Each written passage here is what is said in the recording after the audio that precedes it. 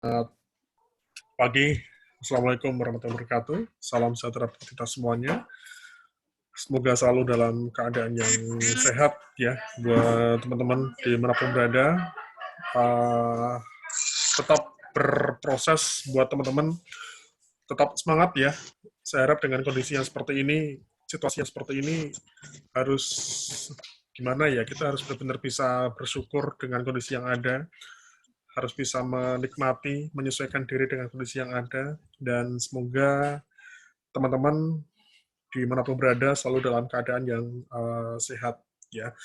Oke, sama seperti kelompok 1 dan sampai kelompok 4 kemarin, jadi di perilaku konsumen ini kita akan coba teman-teman berlatih menjadi seorang marketer ya. Jadi besok kalau misalnya Anda sudah lulus teman-teman, kalau mau berkecimpung atau mau menggali lebih dalam tentang keilmuan kewirausahaan atau tentang konsumen, tentang marketing, ya itu bisa dipelajari lebih lanjut. Saya kira banyak ya, banyak buku, banyak referensi di Instagram pun sudah cukup banyak beberapa materi, beberapa wawasan tentang kewirausahaan atau tentang marketing. Jadi besok teman-teman sebenarnya bisa bisa kerja di marketing sebenarnya kalau bagi lulusan psikologi, karena di perilaku konsumen itu juga mempelajari bagaimana karakter atau budaya yang ada di suatu komunitas atau individu, dan itu akan sangat berguna.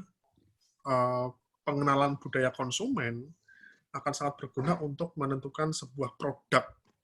Jadi bagi teman-teman yang ini kan, ini kelahiran berapa? Kelahiran 99, 2000, Kalau aku 2000, Pak. 2000. Mas Ketut berapa?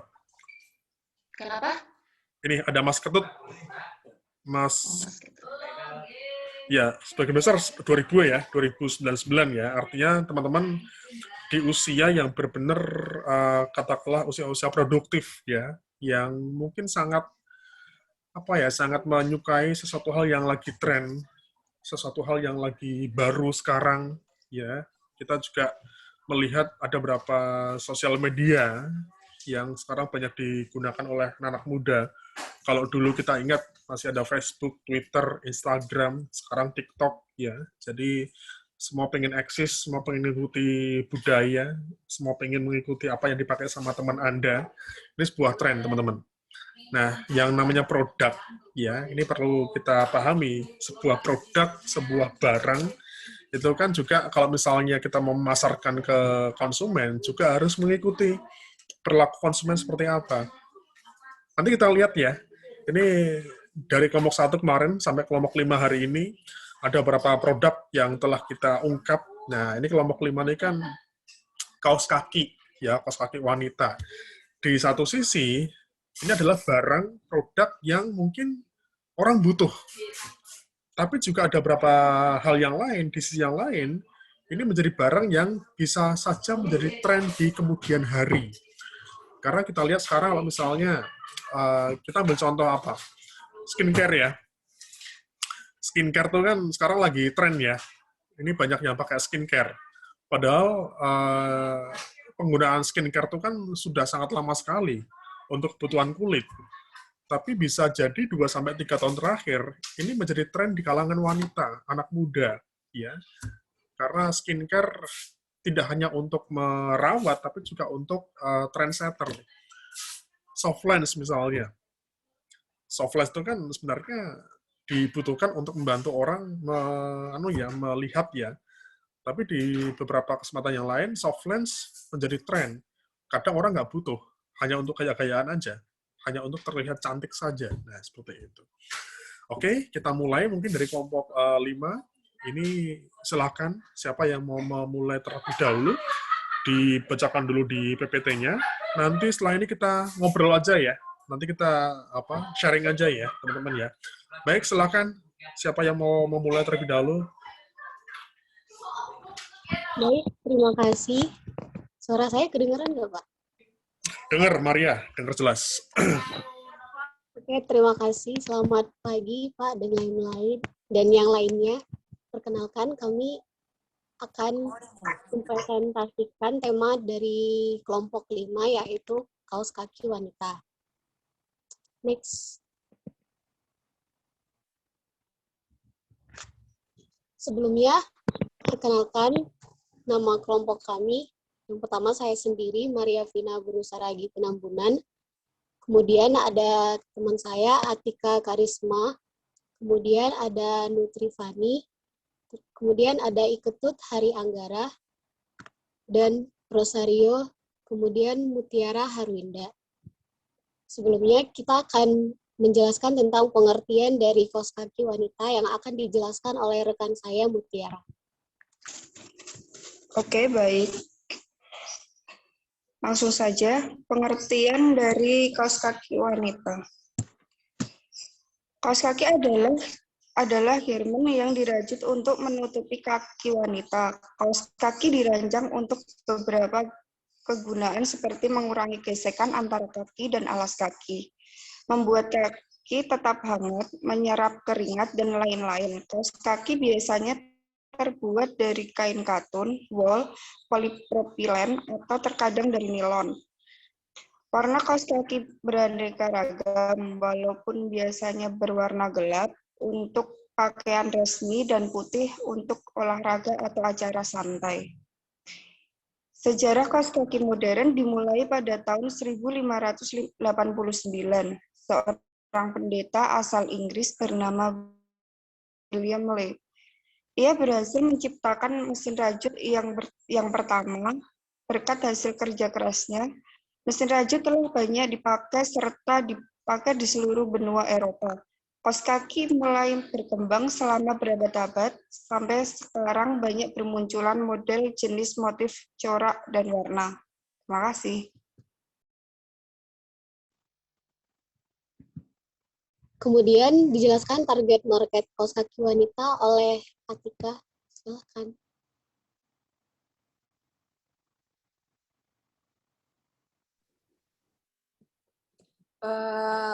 Target market kaos kaki ini diarahkan kepada pelajar, pekerja, masyarakat umum.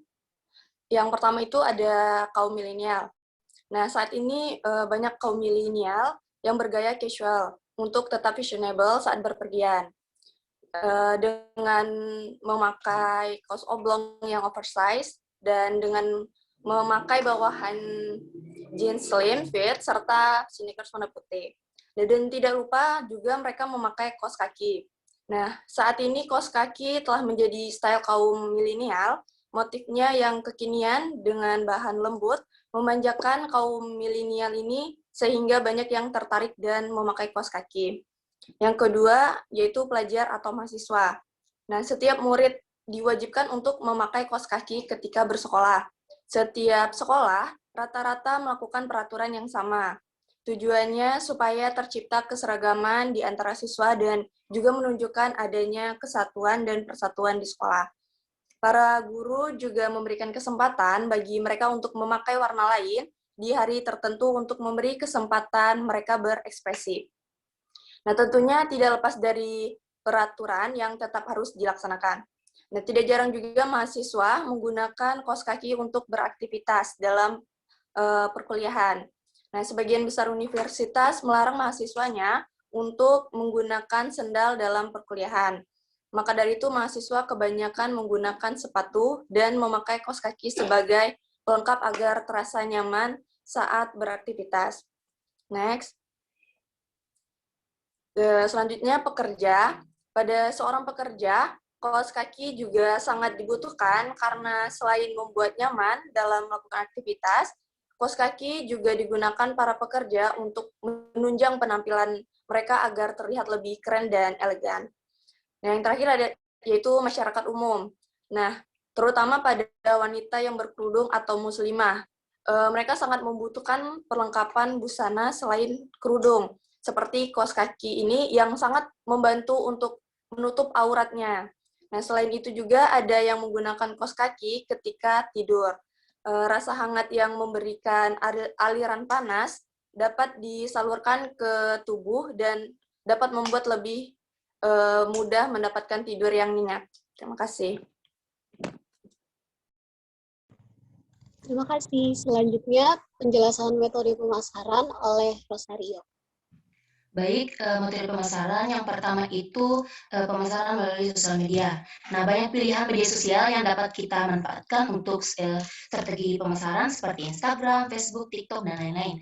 Nah, penggunaan media sosial untuk pemasaran dinilai sangat efektif karena persebarannya lebih cepat dan pastinya jangkauannya lebih luas. Tak banyak tenaga dan mengeluarkan banyak biaya, hanya menggunakan media sosial, semua bisa dengan mudah dipasarkan. Yang kedua itu membuat website seperti Google. Nah, cara kerjanya itu pemasangan iklan dengan menargetkan kata kunci yang memiliki keterkaitan dengan produk yang kita jual. Jadi saat ada yang menuliskan keyword atau kata kunci, contohnya seperti kaos kaki wanita pada Google atau mesin pencarian lain, maka iklan tersebut akan ditampilkan pada halaman pertama. Baik yang berikutnya itu melalui e-commerce. Melalui pemasaran produk online kita juga dapat mengunjungi marketplace terpercaya seperti Shopee, Tokopedia, Lazada, dan Bukalapak. Apalagi pada masa pandemi ini, jadi konsumen tinggal memesan produk secara online. Berikutnya promosi secara langsung. Jadi kita bisa promosi produk dengan bertemu langsung dengan konsumen. Nah, bisa juga setelah konsumen membeli produk kita dan merasa puas dengan produk tersebut, konsumen akan memberitahu konsumen lain dan berpotensi untuk membeli produk kita. Dan terakhir itu membeli tempat strategis. Jadi setiap menyesuaikan produk sesuai dengan target sasaran dan kemudahan untuk menjangkaunya. Sekian, materi selanjutnya akan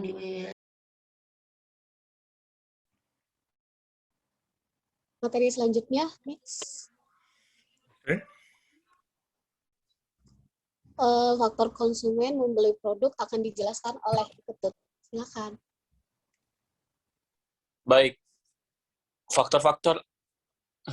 ada faktor-faktor yang mempengaruhi konsumen untuk membeli produk ini. Yang pertama adalah akses belanja yang mudah. Kaos kaki wanita ini dijual di berbagai macam platform belanja online, sehingga jika kita ingin memiliki kaos kaki ini, konsumen dapat menggunakan aplikasi belanja online apapun, dapat dengan hanya memasukkan nama produk kaos kaki ini, dia langsung bisa untuk melihat katalognya dengan mudah di berbagai macam sosial media, sehingga konsumen sangat tertarik dengan produk ini. Yang kedua, tampilan toko dan produk. Feed sosial media yang menampilkan katalog jenis-jenis kaos kaki yang dijual dibuat sebaik mungkin, sehingga konsumen tertarik ketika melihat tampilan sosial media dan toko online kami. Packaging-nya pun tak luput menjadi faktor yang mempengaruhi konsumen untuk membeli, sehingga packaging yang digunakan juga sangat menarik dan cukup simpel. Yang ketiga, informasi dan ketersediaan produk. Di setiap toko online dan sosial media kami selalu mencantumkan tentang ketersediaan stok kaos kaki yang diinginkan setiap modelnya, sehingga konsumen tidak ragu dan tidak kecewa ketika berbelanja dan memilih model kesukaannya. Terluput juga iklan dan kalimat yang kami cantumkan di setiap foto yang mudah dimengerti, sehingga pesan yang ingin kami sampaikan dapat diterima dengan baik. Yang keempat, harga terjangkau dan kualitas terbaik. Sangat jarang ada toko yang berani menjual barang-barang berkualitas baik dengan harga yang miring. Tapi kami mencari bahan baku terbaik dengan harga bersaing sehingga menghasilkan produk kaos kaki terbaik. Hasil desain kami juga baik, kualitasnya dengan harga yang miring sehingga dapat menjangkau semua lini konsumen. Yang kelima, promosi dan pelayanan yang baik.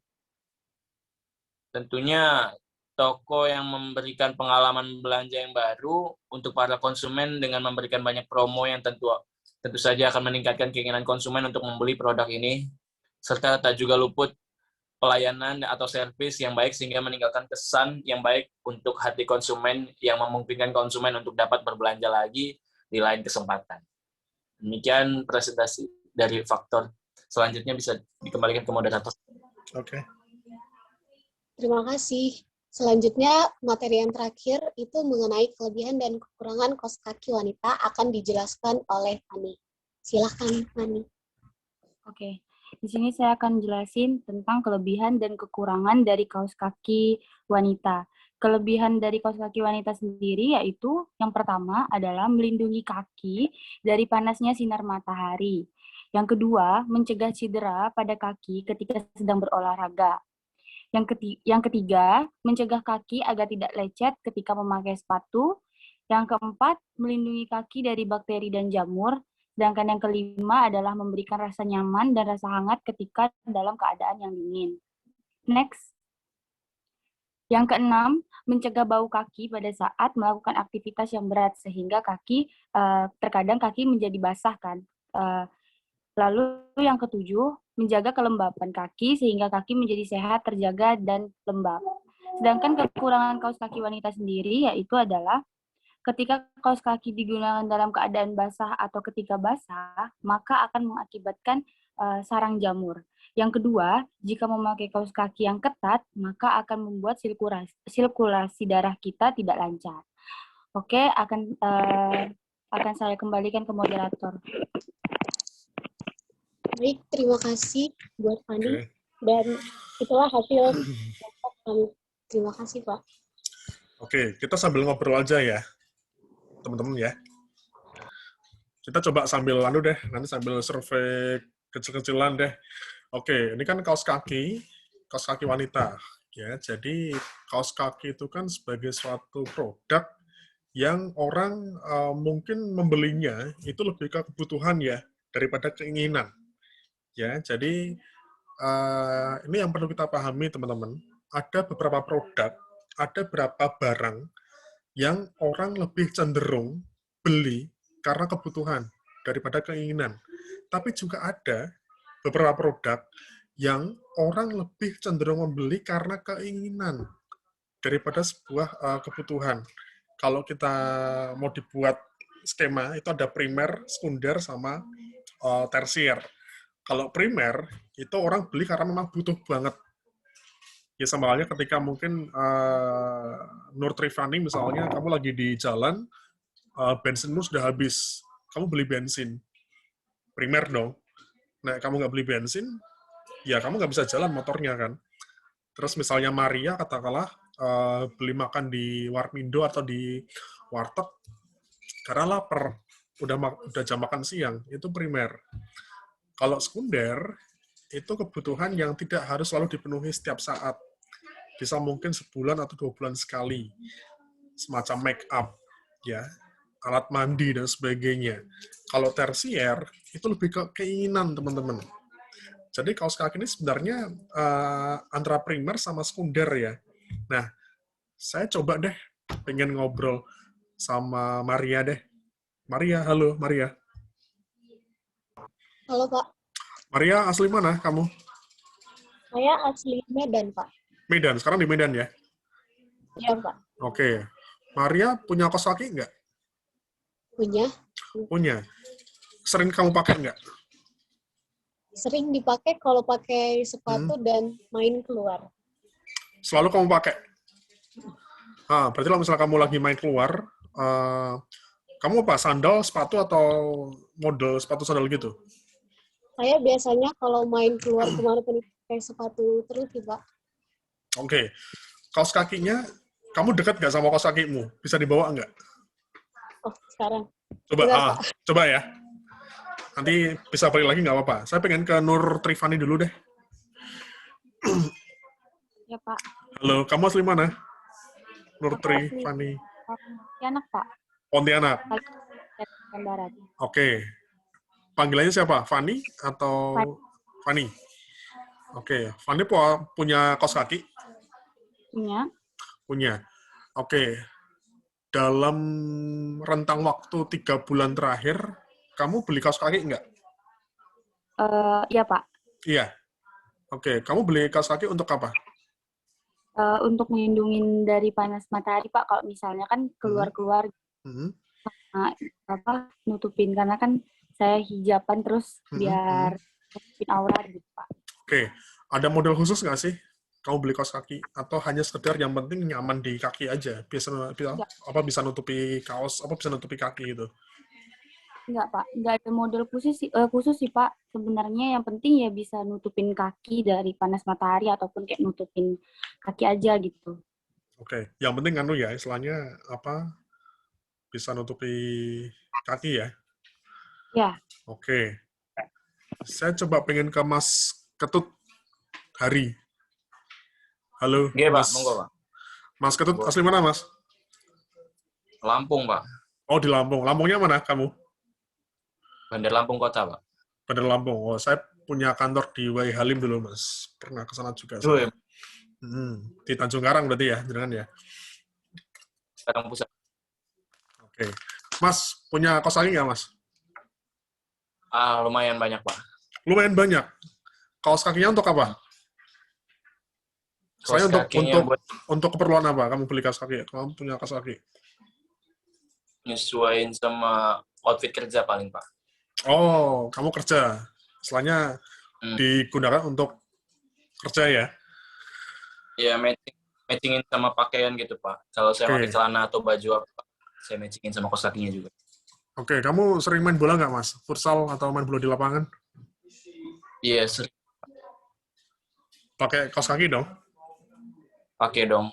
Oke. Punya ya? Banyak ya? Punya. Ya cukup lah.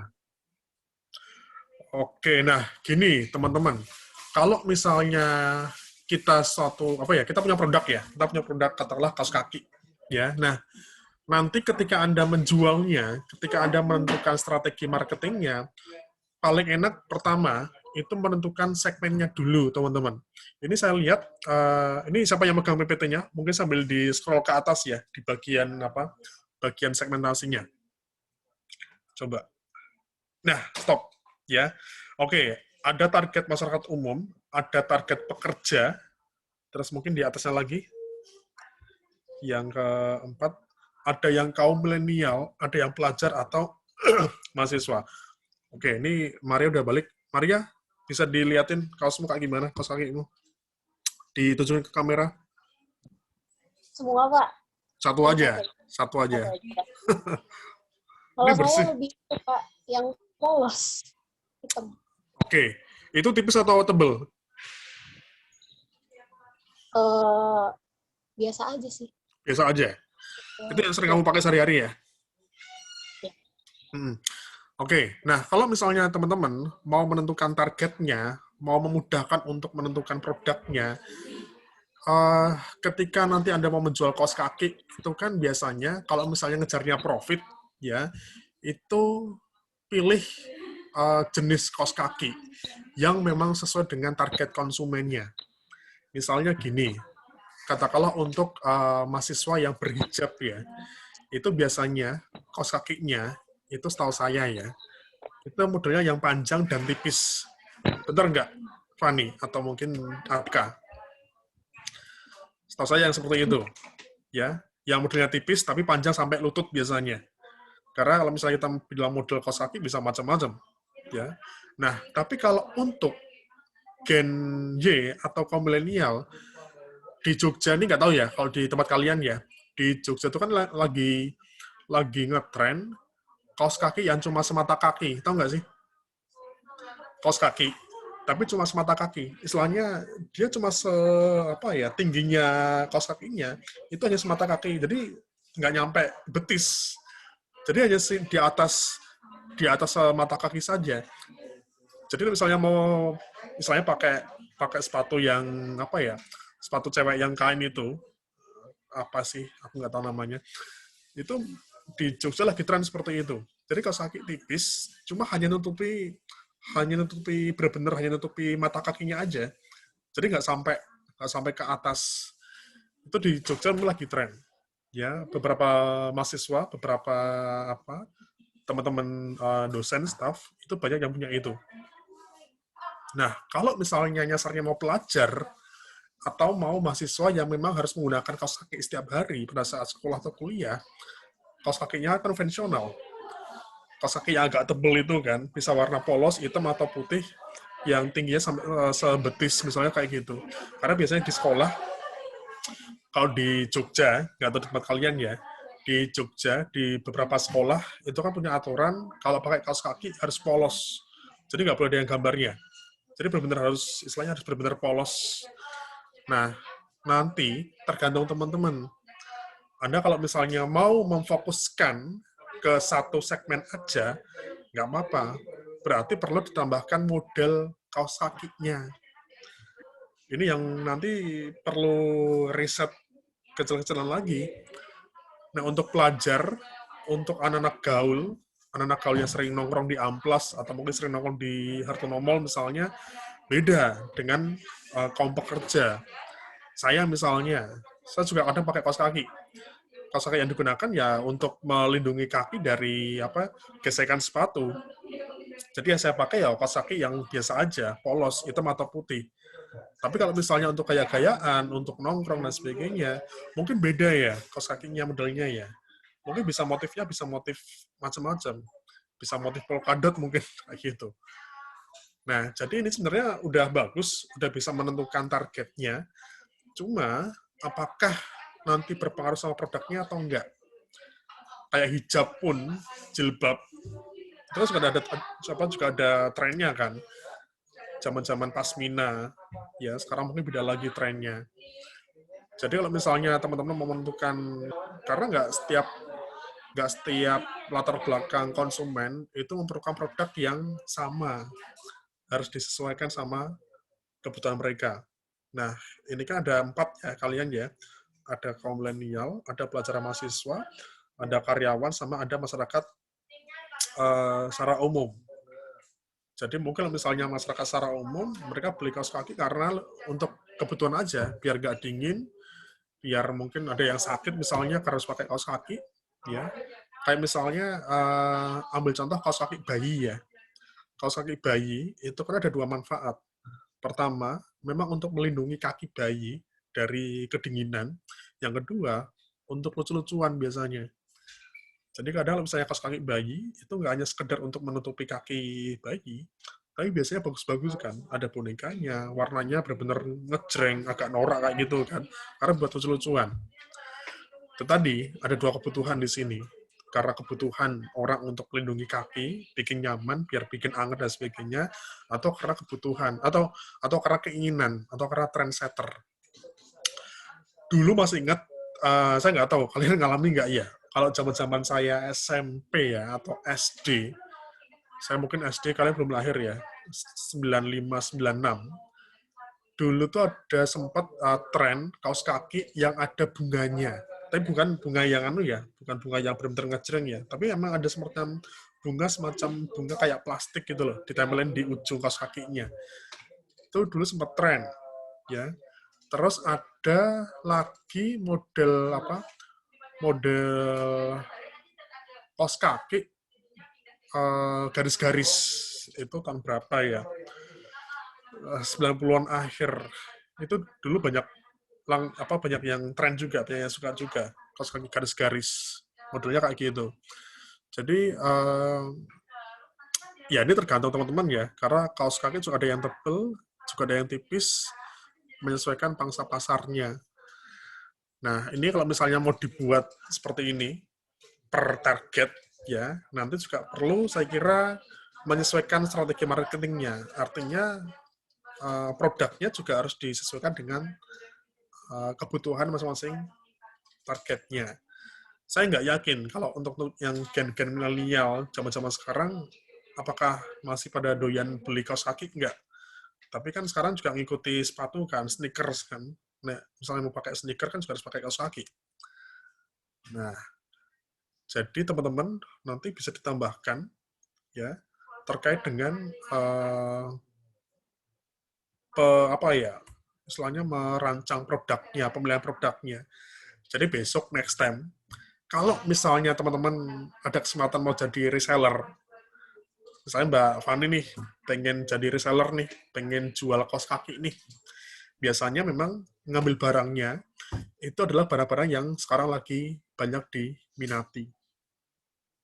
Karena biasanya kalau reseller sama dropshipper, atau mahasiswa deh, ini sekarang lagi banyak banget nih, anak-anak 2018, 2019 sambil nyambi usaha ya, banyak yang modelnya reseller tuh ngambil barang, nanti ngejualin, bantu jualin. Nah, itu biasanya yang diambil barang-barangnya, itu barang-barang yang memang sekarang lagi tren. Biasa kayak gitu. Tapi juga ada yang memang dari awal benar-benar menjual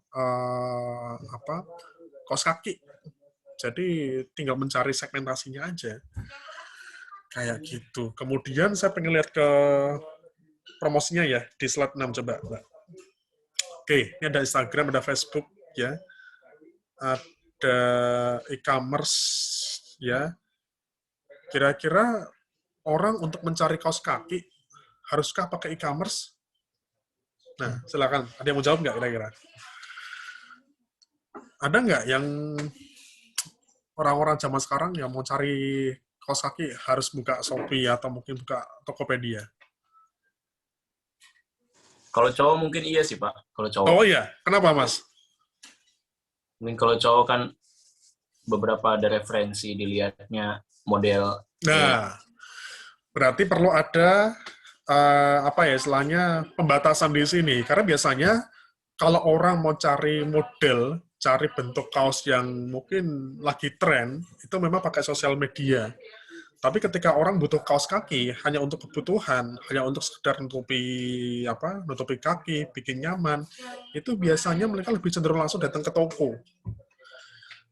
Ini kalau misalnya buat kaum milenial, is okay, bisa masuk. Ini juga perlu diperhatikan karena masing-masing target itu biasanya pemasarannya beda-beda. Kalau untuk masyarakat umum, berarti kan mencakup yang mungkin orang-orang tua ya, orang-orang yang sudah bekerja dan sebagainya. Itu kadang mereka sempat nggak melihat di e-commerce atau misalnya website. Nah, membuat website kira-kira urgent nggak buat sebuah kaos kaki? Nanti perlu dipertimbangkan lagi. Apakah promosi kaos kaki harus pakai website? Apakah efektif atau enggak? Karena biasanya ketika orang mencari pakaian, baju dan sebagainya, ketika menggunakan marketplace, website dan sebagainya, itu mereka biasanya membutuhkan barang yang tidak bisa dijangkau dengan datang langsung ke lokasinya. Kayak misalnya ini, Mas Ketut tahu Badak FC ya, Mas? Iya, Pak. Badak FC, Pak. Kamu dari stadion jauh nggak rumahmu? Lumayan, deketan kaki Bapak kelihatannya. Oh, dekat situ berarti? Enggak, maksudnya kalau di ke stadionnya cukup jauh. Saya lebih dekat ke Stadion Pahoman daripada Stadion Oh, Supakambangan. Pahoman. Itu yang stadionnya PSBL zaman dulu ya, Mas? Iya, cuma dulu, Pak. Oke, kalau misalnya katakanlah kita pengen baju bola, ya, baju bola yang berasal dari luar daerah, misalnya. Ya, saya di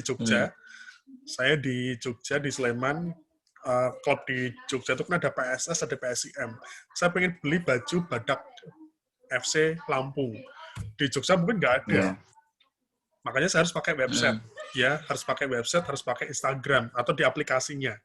Kayak misalnya ini, teman-teman kalau misalnya yang cewek-cewek nih, mungkin kalau punya cowok yang gemar bola, ya, ini kan di Instagram, itu kan lagi banyak dijual beberapa jersey, baju bola, Liga Indonesia yang baru.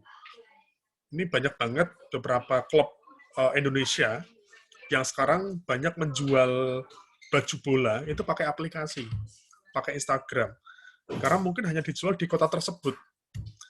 Kita mau beli bajunya Persija, yang asli, yang mungkin KW, ya KW Super di Jogja mungkin nggak ada. Harus pakai website, harus pakai Instagram. Karena di Jogja nggak ada. Nah, ini juga perlu dipertimbangkan lagi buat teman-teman. Kalau misalnya dirasa pakai website kurang efektif, mending nggak usah. Tapi nanti tetap diremuk lagi ya sama teman-teman ya. Karena apakah hanya untuk mencari kaos kaki yang kecuali kalau misalnya mencari model yang terbaru. Tapi kalau hanya sekedar kaos kaki, ya saya kira nggak perlu ke website. Kalau misalnya di Jogja, itu bisa di Jalan Solo misalnya, atau mungkin di Kejayan, itu banyak banget yang jual kaos kaki di situ. Kayak gitu. Gitu ya, saya kira, teman-teman. Ya, nanti ditambahkan aja, atau mungkin misalnya mau ditentukan metode pemasarannya ini, nanti ditambahkan keterangan dalam kondisi apa kita harus promosi di Instagram. Dalam kondisi apa kita harus memilih tempat yang strategis. Jadi biasanya kalau di tempat-tempat keramaian itu banyak ya yang jual kaos kaki ya. Kita ke pasar malam deh misalnya, nggak cuma di Jogja, di beberapa kota yang lain itu biasanya di depan-depan itu kan banyak yang jual kaos kaki di situ. Nah, karena strategis tempatnya. Dan biasanya dia hanya menjual khusus kaos kaki saja, nggak jual yang lainnya. Nah, kayak gitu. Gitu saya kira teman-teman ya, terima kasih ya. Ini semoga sedikit banyak bisa memberikan manfaat dan wawasan buat kelompok 5. Ini saya rekam ya. Saya rekam nanti bisa saya share di grup, terus saya minta tolong untuk PPT-nya nanti di-share di grup ya, teman-teman ya, biar bisa dipelajari sama yang lainnya juga. Terima kasih ya. Ini nanti kita lanjut ke kelompok 6. Ini saya close dulu. Terima kasih buat kelompok 5 atas atensinya. Semoga sehat selalu, insya Allah ya. Selalu diberikan kebahagiaan dimanapun kalian berada. Terima kasih. Selamat pagi. Assalamualaikum warahmatullahi wabarakatuh. Baik Pak, terima kasih. Oke, saya close ya.